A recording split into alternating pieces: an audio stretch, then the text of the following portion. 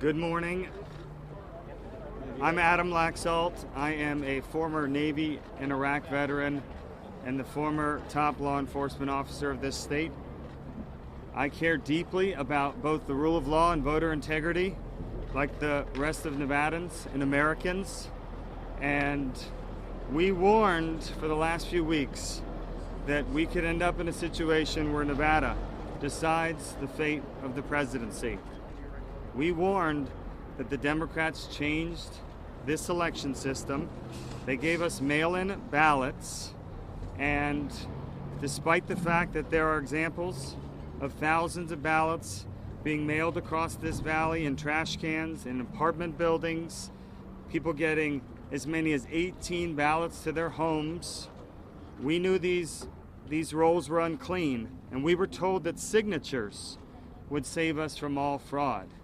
But to date, we still have not been able to observe these signatures or meaningfully challenge a single mail-in ballot out of hundreds of thousands of casts.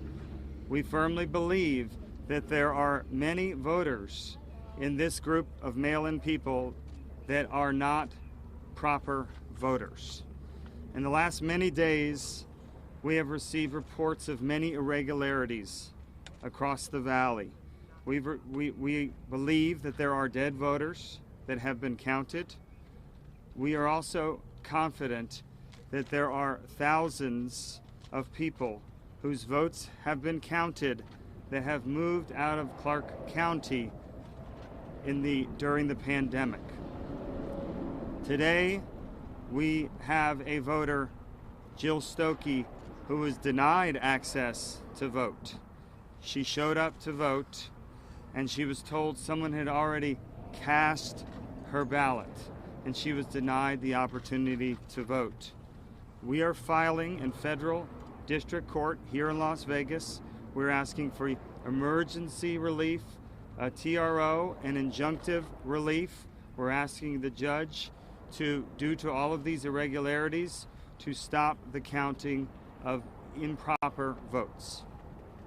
Thank you. The courts of Nevada. Can you wait? Yeah, you got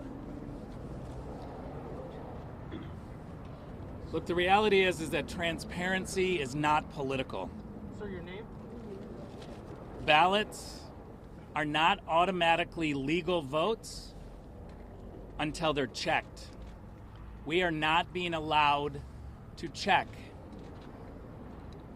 The Harry Reid machine recklessly threw ballots into the mail, and now we cannot check whether or not there are non-residents, which we have evidence, publicly available evidence, that you all in the media should be also looking at.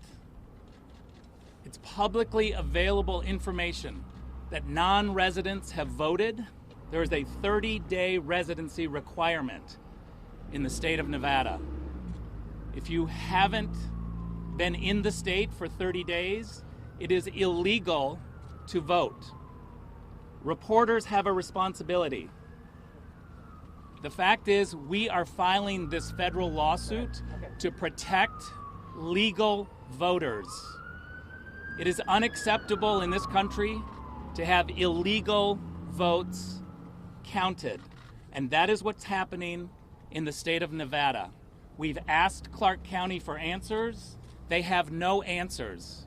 They continue to count illegal votes. That is unacceptable, and it's giving legal people a sense that the system is corrupt. We have to have a system where legal votes are cast.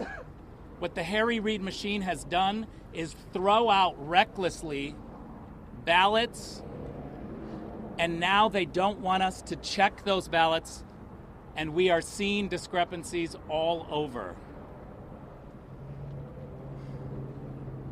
We are asking Clark County to give us answers. All of your questions about the details are legitimate questions, and they should be asked of Clark County, because the Clark County officials are silent.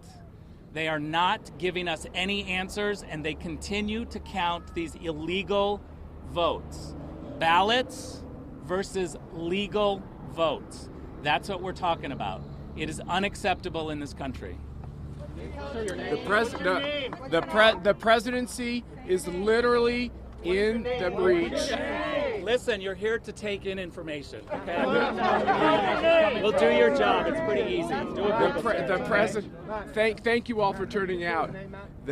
Thank you all for turning out. The presidency literally hangs in the balance, and what the fundamental principle is here is that we want to be able to make sure that the counting that occurs and that the results that happen can be respected by every American voter across this land and truly across the world. If you're not allowed in to see the process, both sides and all of you in the media, so that there is transparency, so that there's meaningful observing of these ballots, that calls into question what those results will be. The idea in this country, the idea in America, that we would somehow reduce or limit the ability to have basic insurance that a ballot is a legal ballot, that a ballot is an acceptable ballot, that the person who voted, that we took minimal steps to make sure that there was a signature match, for instance. Those types of guarantees need to be in the process. And so we have to understand that what's going on in Nevada impacts what's going on all across this country, which is the American people want to have confidence in the results that are coming out of Nevada. That will occur when we can make a case why every ballot is an acceptable, compliant ballot. Let me do you want to introduce these two, or we can have them introduce themselves? These are individuals who have stories of discrepancy. If you want to state your name and briefly what happened, Okay. and we won't take any questions, but you can step up and go right here. Hi, my name is Jill Stokey. I went to vote and was told I already voted. I pursued the matter, and in years past, I always voted in person. This time, they mailed out the ballot, and somebody took my ballot. They also took the ballot of my roommate. I was told by the interviewer from Channel 8, when I said, did other people do this? He said, yes. He said, you're the first double. Thank you. Ms. Stokey, will you spell your name for us, please? S is in Sam, T is in Tom, O-K-K-E. Good morning. I'm Chris Padome. I'm going to give my account what happened.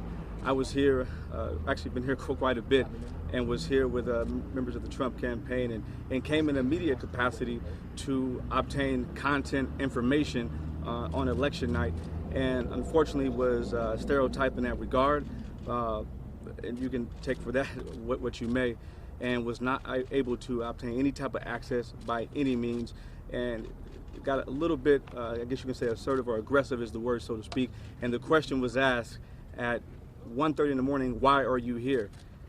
And our response was, well, it's election night. That's why we're here, and you guys are obviously counting ballots. And it was unique because they said they had an hour and a half left of counting to do, and an official came out who was kind and asked us to sign documents, and a few moments later we were asked to leave. Well, I find it ironic we were asked to leave within 10 to 12 minutes when they said they had an hour and a half of counting left to do. And clearly that was an attack, I think, on any type of conservative media or any individual or entity that wanted to have access and cover. And we find it very unique that other outlets are able to have full access, but we were not given any type of access whatsoever.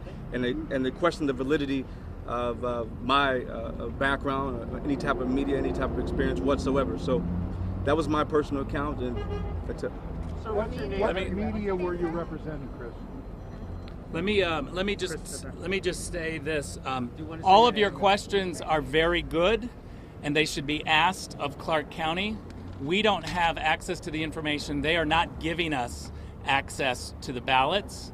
The publicly available information raises a lot of questions, and yet we are not getting answers just like you. We're not going to take any more questions But today, you're filing and I suit, will say and that the courts have we said will the have system is more working. to say No, no, at no, the but do you end have any of the day after proof? we Do you file. have any evidence, sir? So all you have to do is ask your questions of Clark County, But they're not filing and we suit, will you're make filing sure suit. that we Where is continue the the evidence? pressure on them too. Thank you very much. Sacks of votes.